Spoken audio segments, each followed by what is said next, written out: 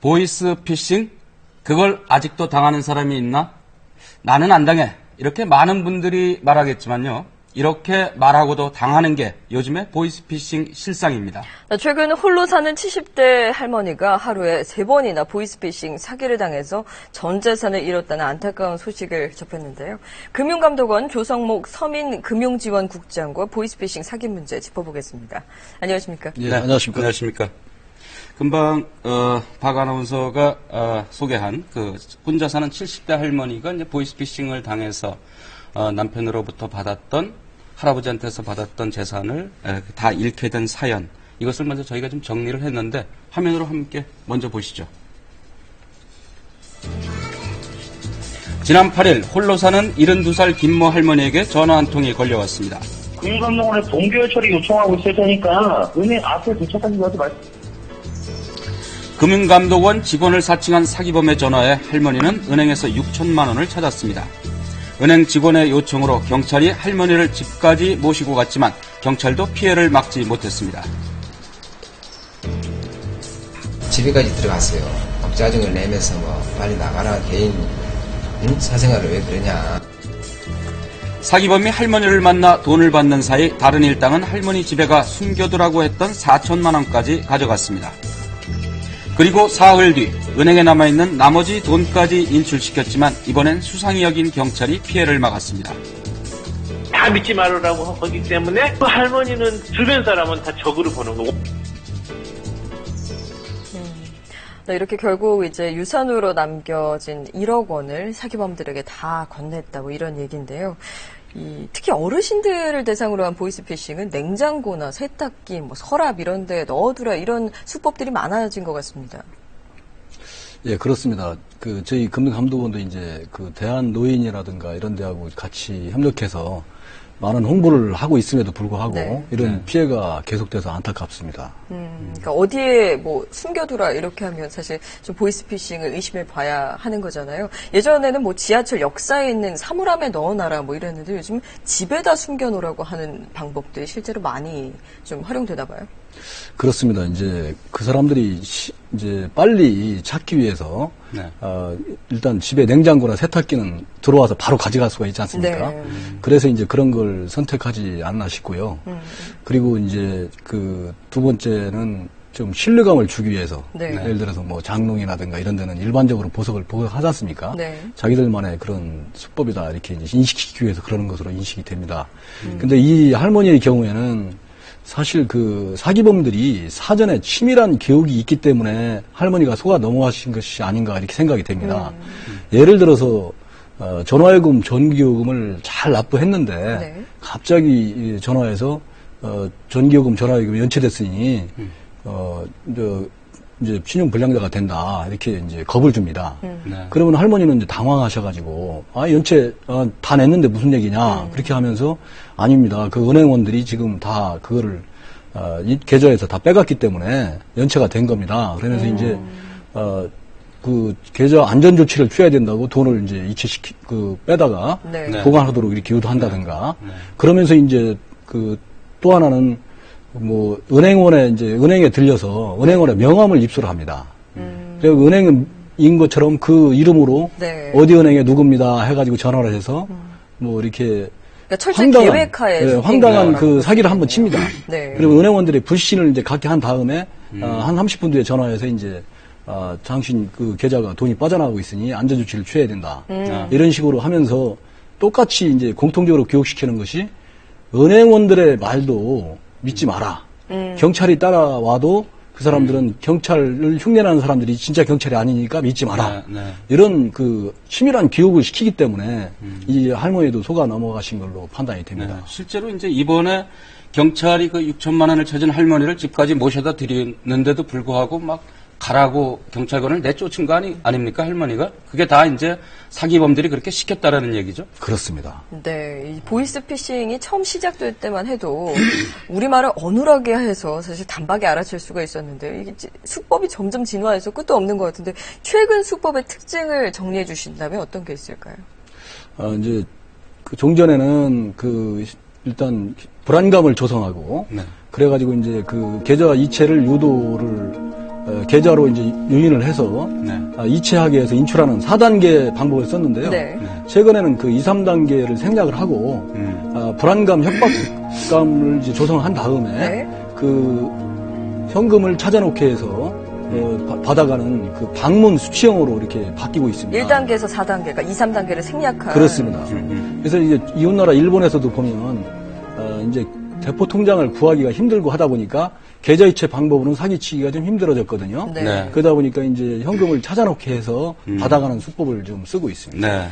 지금 이제 말씀하신 대로 이 사기범들이 어떻게 사기를 벌이는지 직접 한번 들어볼 텐데요.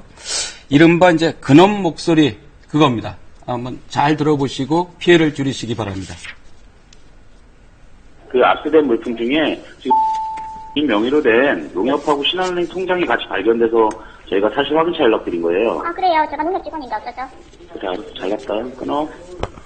네, 고객님, 저희가 이번에 연금리 5.4%라는 신용과는 무관한 당일 대출 상품이 있어서 전화드렸는데요. 그렇게 사기쳐 먹으면 밥 먹고 살겠어? 프로답잖아요, 프로답게.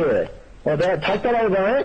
왜, 고객님, 네. 왜, 시키부터 지금, 이렇게 해야지. 한 번 더 해주세요. 한 번 더? 알았어, 왜, 고객님, 시티캐피탈, 내립니다. 이거 딱 이렇게 해야지. 신경님, 이득입니다. 성이 이러면 되겠냐고. 누가 그러냐고. 알았어요? 네, 이른바 근엄 목소리를 직접 들어보셨는데요. 사기범들이 주로 쓰는 단어들이 있다고요. 이걸 좀 유의하면 이제 사기범들을 좀 걸러내는데 쉽지 않을까 싶은데요. 저희들이 그 작년 6개월 동안에 이제 한 400여 개의 그 목소리를 이제 분석을 쭉 해봤습니다. 네. 네. 근데 가장 많이 쓰는 것이 이제 대포통장, 네. 명의도용, 뭐 개인정보 유출, 금융사기, 뭐 수사관 이런 단어를 많이 사용합니다. 전화 와가지고 이런 단어를 섞어서 얘기할 때는 보이스피싱으로 의심을 하시는 것이 좋겠습니다. 네. 네, 이제 이런 보이스피싱 말고 최근에 이제 또 다른 형태의 사기가 횡행하고 있다고 하는데 이른바 이제 몸캠 피싱 사기 바로 이것 아니겠습니까? 금감원에서 주의보 발령까지 내렸는데요. 이 실상을 화면으로 먼저 보시겠습니다.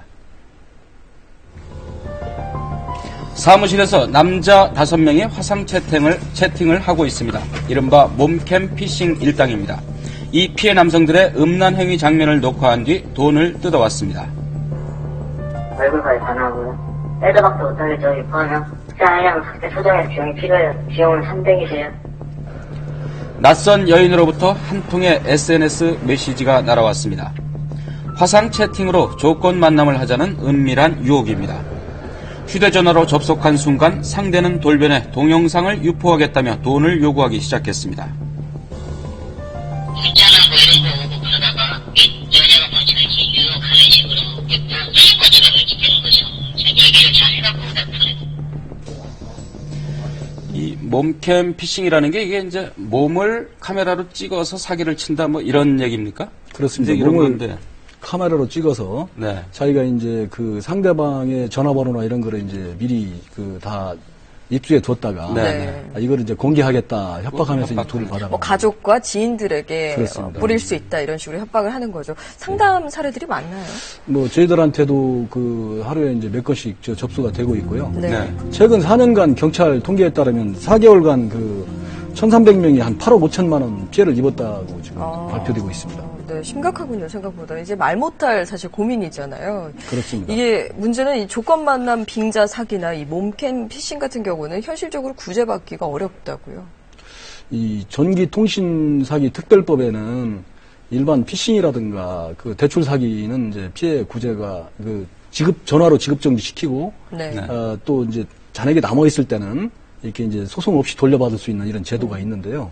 이렇게 이제 재화의 공급이나 그 용역의 제공 또는 이런 불법하고 관련된 거래에 있어서는 이 적용 대상이 아닙니다. 네. 그래서 이제 이거는 개별적으로 고발을 하거나 소송을 통해서만 구제가 가능하다 하겠습니다. 네. 이제 문제는 이런 조건 만남 빙자 사기나 이제 몸캠 피싱 사기 경우 이제 구제를 받을 수가 없는데 그래도 이제 그런 문자를 받고서 현혹되지 말아야 되는데 잘못해가지고 했다. 그렇게 했을 때 피해를 좀 구제받을 수 있는 뭐 어디다 신고를 해야 되고 뭐 이런 게 있습니까? 그냥 금감원에 전화하면 되나요? 뭐 그런 경우에는 일단 입증 자료를 좀 갖춰가지고요. 네. 경찰청 112로 신고를 해주시거나 네. 상담이 필요할 경우에는 금융감독원 1332로 네. 전화를 주시면 상담을 해드립니다. 네. 네, 근데 왜 지난해 보이스피싱 사기범들이 조성목 국장님 이름을 대고 왜 사기를 했다 이런 보도도 있었고 직접 나와서 말씀해 주셨잖아요. 지금도 그런가요? 방송에 이렇게 나오시고 그러는데도 아직도 대담한 그런 사기범들이 있는지 궁금하네요. 지금 지금은 보도가 좀- 많이 돼가지고요. 네네. 제 이름으로 이제 이렇게 사기를 치는 경우는 없는데요. 네네. 최근에도 여전히 신분증, 이 신분증을 제가 노출시키고 싶지만 이거 사기범들이 이제 따라서 할까봐 또 못 보여드리겠는데 네네. 신분증을 도용해서 이제 사기를 치는 것들이 지금 최근에도 발생을 하고 있습니다. 네네. 근데 금융감독원은 절대로 개인 자산의 안전 조치를 위해서 방문한다든가 뭐 이런 일을 하지 않거든요. 그래서 네. 금융감독원 아니라 정부의 어느 부처에 누구라도 여기에 따라서 해서는 안 되겠습니다. 네, 알겠습니다. 이 사기범들의 수법이 날로 진화하고 있죠. 시청자 여러분, 이제 금융감독원에서 실제로 찾아가서 돈을 찾아가는 일, 또 어디다 맡겨두라고 하는 일은 없죠? 절대 그런 일이 없고요. 네. 예, 그런 경우가 신분증이나 이런 게도 보면 우리 회사에는 없는 직급을 또 써요. 뭐 대리라는 직급은 없는데 뭐 대리라는 직급도 쓰려는데 뭐 어떤 직급을 쓰든 뭘 하든 간에 금융감독원 직원들은 집에 방문해서 안전조치를 취하거나 현금을 받아오지 않는다. 네. 이렇게 생각하시면 되겠습니다. 네, 알겠습니다. 오늘 말씀 고맙습니다. 고맙습니다. 감사합니다.